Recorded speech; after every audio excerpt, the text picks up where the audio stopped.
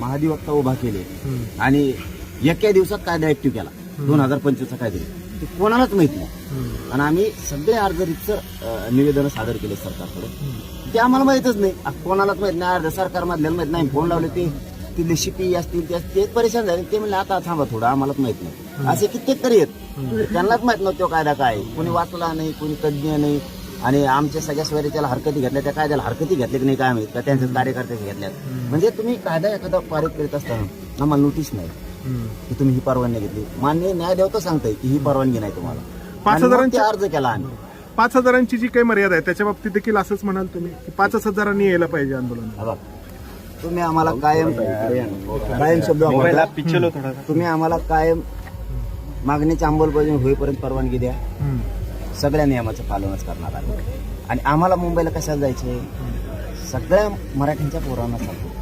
आपलं खूप मोठं जबाबदारी आरक्षण मिळवायचं 5,000 काय बसते आणि 50 लाख काय बसते आपल्याला न्याय द्यायचा आपल्या समाजाला त्या समाजाने आपले घरापासून त्यांनी आपली आशीर्वाद देऊन आपल्याला वाटा लावले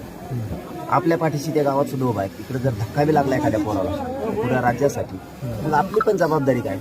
आज 5,000 बसले उद्या 5,000 बसतील एका दिवशी काय करायचं सगळ्याला देऊ तिथून अलीकडचं ग्राउंड आहे त्याच्यावर काही बसतील पण तुम्ही काय पायथा तर धरा मराठ्यानो संयम धरा यार संयम धरायचा शांत राहायचं डोकं चालून 2 वर्षात नाही मिळणार आरक्षण दिलंय थोडं डोकं चालवायचं तुम्ही जर आडमुठी भूमिका घेताल तर तुमच्यामुळे समाजाचं वाटोळ होऊ नये परत समाज म्हणून काय आडमुठेपणा केला त्याच्यामुळे ना आपण बरोबर साधू तुम्ही फक्त शांत राहा काय तुम्हीच आझाद मैदानाला गेले तरच आरक्षण मिळणार आहे नाही गेले तर मिळणार नाही असं थोडे जिथून असेल तिथून तुम्ही मुंबईतच आहेत ना